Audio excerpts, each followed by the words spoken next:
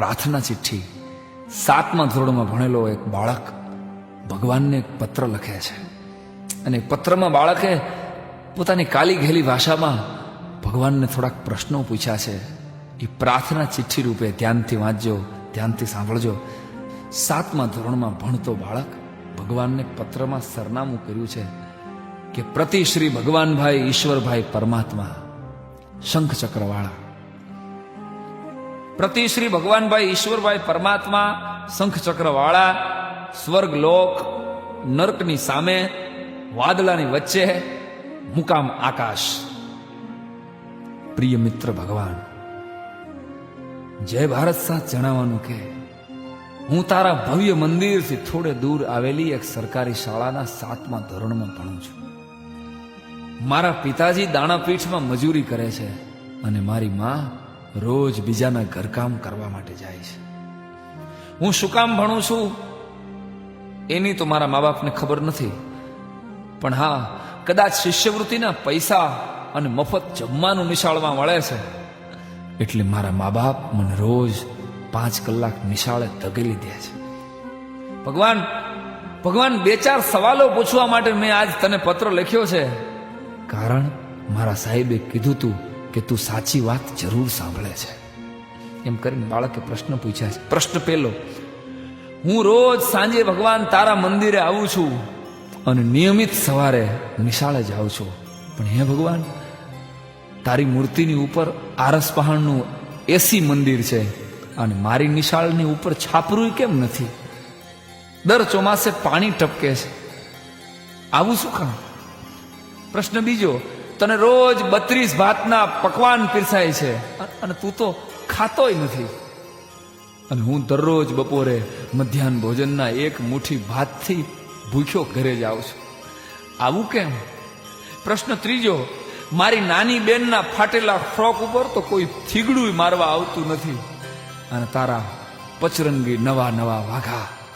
સાચું કહું ભગવાન, સાચું કહું તો હું રોજ તને નહીં, તારા કપડાં જોવા માટે મંદિરે આવું છું. પ્રશ્ન ચોથો, તારા પ્રસંગે તો લાખો માણસો મંદિરમાં સમાતા નથી. તારા ધાર્મિક પ્રસંગો હોય તો લાખો માણસો તારા મંદિરમાં સમાતા નથી. અને 15મી ઓગસ્ટે કે 26મી જાન્યુઆરીએ જ્યારે હું 2 મહિનાથી મહેનત કરેલું દેશભક્તિ ગીત રજૂ કરું ને, ત્યારે મારી સામે હોય છે માત્ર મારા શિક્ષકો અને મારા બાળ મિત્રો. હે ભગવાન, તારા મંદિરે જે હમાતા નથી એ બધાય મારા મંદિરે કેમ ડોકાતા નથી? પ્રશ્ન 5મો અને છેલ્લો, તને ખોટું લાગે તો ભલે લાગે, પણ મારા ગામમાં એક 5 સ્ટાર હોટલ જેવું મંદિર છે ભગવાન, અને એક મંદિર જેવી પ્રાથમિક શાળા છે. પ્રભુ, મેં સાંભળ્યું છે કે તું તો અમારી બનાવેલી મૂર્તિ છો, તોય આવી જલજલાટ છો. તું તો અમારી બનાવેલી મૂર્તિ છો અને આવી જલજલાટ છો, તો અમે તો તારી બનાવેલી મૂર્તિઓ છીએ, અમારા ચહેરા ઉપર નૂર કેમ નથી? શક્ય હોય તો ભગવાન આ 5 જવાબ આપજે, મને વાર્ષિક પરીક્ષામાં કામ લાગે. ભગવાન, મારે ખૂબ આગળ ભણવું છે, મારે ડોક્ટર થવું છે, પણ મારા મા બાપ પાસે નિશાળની ફીના કે ટ્યુશનના પૈસા નથી. તું ખાલી જો તારી 1 દિવસની દાનપેટી મને મોકલ ને ભગવાન, તો આખી જિંદગી હું ભણી શકું. વિચારીને કહેજે દોસ્ત, વિચારી લેજે, કારણ કે હું જાણું છું તારે ઘણાને પૂછવું પડે એમ છે.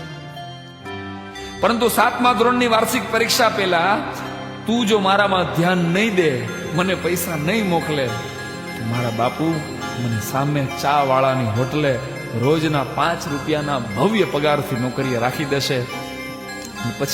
પછી આખી જિંદગી હું તારા શ્રીમંત ભક્તોને ચા પાઈશ ભગવાન, પણ તારી હારે કીટા કરી નાખીશ. જલ્દી કરજે પ્રભુ, સમય બહુ ઓછો છે તારી પાસે અને મારી પાસે પણ.